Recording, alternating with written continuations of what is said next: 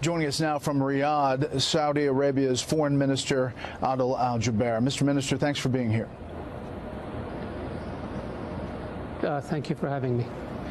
You know that there is skepticism around the world, here in Washington, all over, of the latest explanation about the disappearance and then death of Jamal Khashoggi. I want to give you a chance to kind of lay out the latest explanation and how you came to this. We had an individual who came to the consulate. He was approached by members of the Saudi security team. They told us that he left the consulate. They came back to Saudi Arabia, filed their report to that effect. The custodian of the Holy Mosque, King Salman bin Abdulaziz, dispatched a team to investigate in Turkey with the Turkish authorities. The reports we were getting from Turkey did not comport with the reports that the team had provided to us after they returned to Saudi Arabia. The king then directed the public prosecutor to launch an investigation, which he did about 9 days ago. He discovered that there were discrepancies. We discovered that he was killed in the consulate. We don't know in terms of details how. We don't know where the body is. The public prosecutor then put out orders to detain 18 individuals for questioning and possibly facing trial. And the king also dismissed a number of senior officials in this area. This, Brett, is the first step of a long journey. We are determined to uncover every stone. We are determined to find out all the facts, and we are determined to punish those who are responsible for this murder. And we are determined to ensure that the institution that we have that deals with intelligence has checks and balances in it, and to ensure that something like this can never happen again. You said you don't know where the body is. Someone obviously knows. Was it chopped up? Was it dismembered? Do you know that? We're working on this. We're working on this with our Turkish colleagues. The public prosecutor is continuing his line of questioning, and we are intent on determining what happened, and we're intent on uncovering all of the facts that exist in this case. We want to make sure that we know what happened, and we want to make sure that those responsible be held to account. Why did it take 18 days for the Saudi story to kind of gel? You know, at first it was that he walked out of the consulate, and then it was silence for a while, and then this detailed explanation minus, you know, where the body is and who ordered it. We had reports that indicated that he left the consulate, and then, as I mentioned, our investigating team in Turkey discovered that there are elements that contradict what was in the report. When we ascertained ourselves of this fact, then the public prosecutor launched his investigation, and he determined that the reports that was originally filed were wrong, and that there was something that happened that was criminal. And as a consequence, we took the steps we took. But keep in mind, when you have a situation like this, you want the information that you put out to be as accurate as you possibly can. You don't want to put out speculation or hearsay or gossip, and these things take time. You may want to look back at the issue of Abu Ghraib and the timeline between when the incidents were discovered and when the U.S. government came out with an initial report of what happened. These things take time, and you want to be careful. You're an authoritarian government.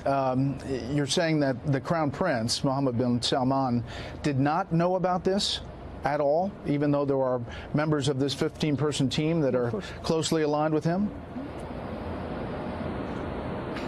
Well, Brett, first of all, we're not an authoritarian government. We're a monarchy. We have our checks and balances. We have our systems. The individuals who did this outside the scope of their authority.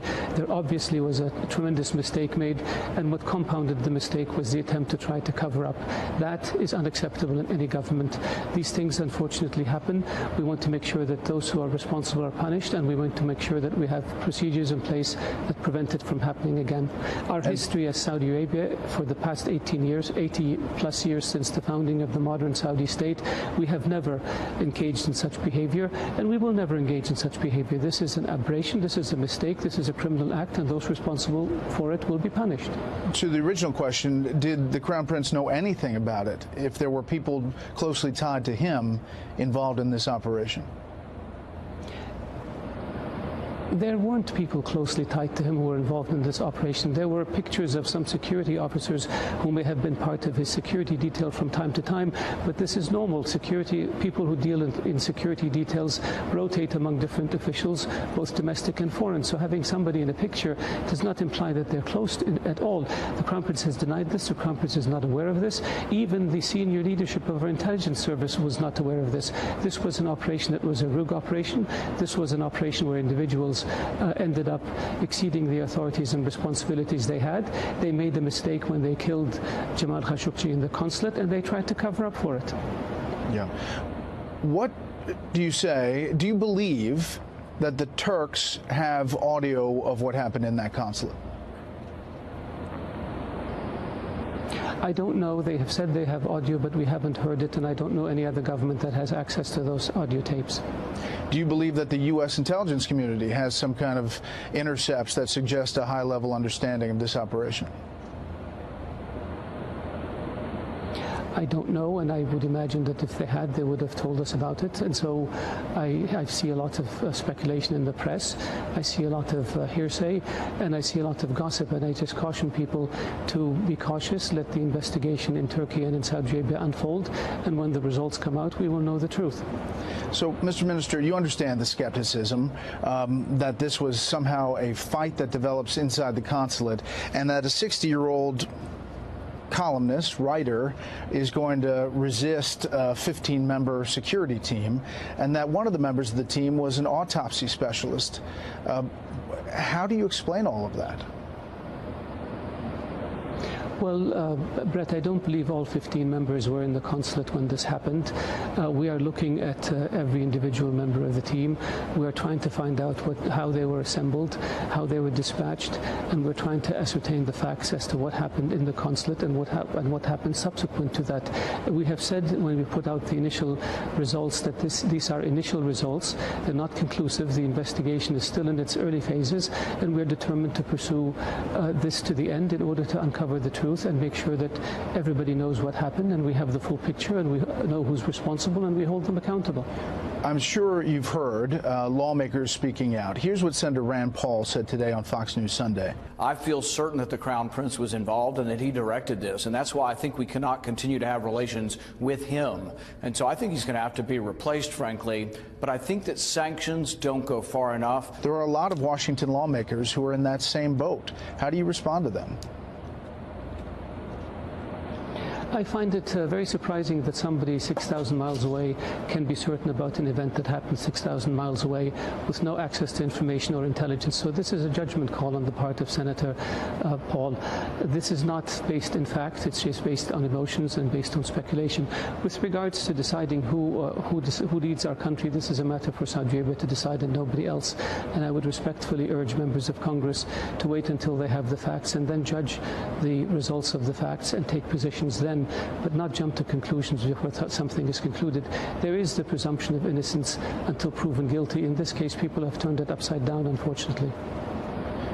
Are you worried, fearful about something in this investigation showing you something that is different than the original story that you've put out now? We put out the version that we had based on the facts we had at the time. We will continue to put out information as it becomes available and as it is certified. We have been very clear that we will leave no stone unturned and that we will hold those accountable for these actions irrespective of where they are. And definitively, King Salman is standing behind the Crown Prince on all of this. The custodian of the two holy mosques, King Salman, is determined to see this investigation through, determined to ascertain the facts, determined to hold those responsible accountable, and determined to put in place policies and procedures and measures in the security services to prevent something like this from ever happening again. What will happen to the people who have been arrested surrounding this? This is up to the courts to decide. The public prosecutor will bring charges as the investigation unfolds. They will be referred to the courts, and the courts will sentence them. Do you have a message to the Khashoggi family today? Yes, this is a terrible mistake. This is a terrible tragedy. Our condolences go out to them. We feel their pain, and I wish this didn't happen, and I wish that this could have been avoided. Unfortunately, a huge and grave mistake was made, and I assure them that those responsible will be held accountable for this.